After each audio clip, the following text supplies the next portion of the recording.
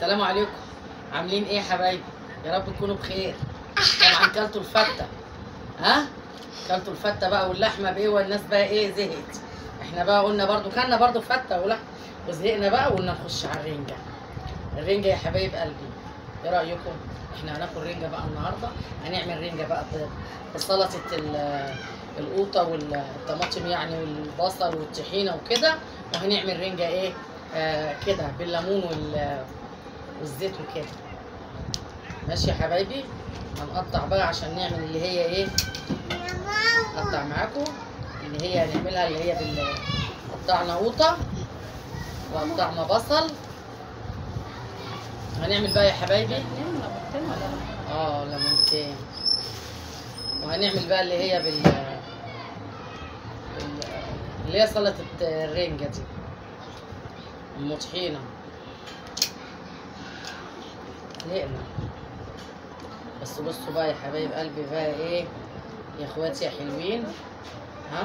بصي بقى الرنجه بقى ايه في فصوص جميله ازاي.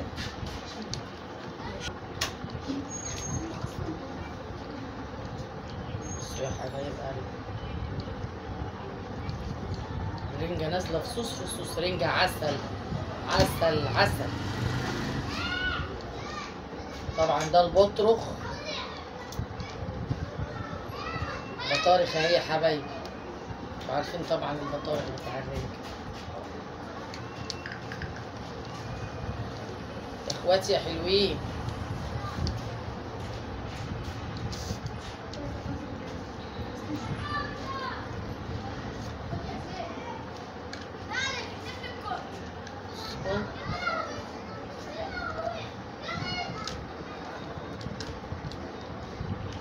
عسل عسل عسل، فصوص الكهرمان.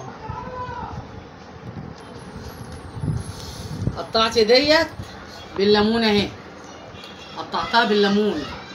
دي بالليمون بقى، دي رنجه بالليمون، ودي بقى رنجه مش هقول لكم دي حكايه. قطعت بقى قوطه وبصل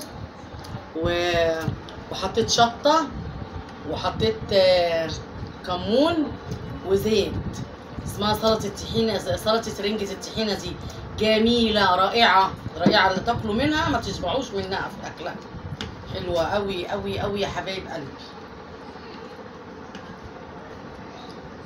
هجهز بقى الاكله، جهز الاكله الحلوه دي. بصوا ايه ده ايه ده، بصوا. انا عندي دي بعشقها، عندي اللي هي سلطه رنجة الطحينه رائعه والله يا حبايبي.